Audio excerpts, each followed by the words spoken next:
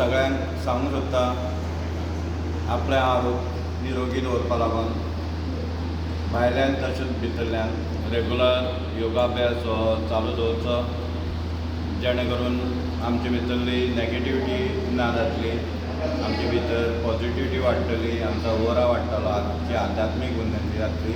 सूर्य नमस्कार आसा, विविध रोगानुसार आसना आसा, ब्रिथींग एक्सरसाइज आसा, मेंटल एक्सरसाइज आसा, हे सगळें करीत तर आमचो आरोग्य बरें उरतलें. रेगुलर न चुकता सकाळ फुडें सगळ्यांनी योगा करचो. गुरुपौर्णिमेची परत एकदा हार्दिक शुभेच्छा व्यक्त करता.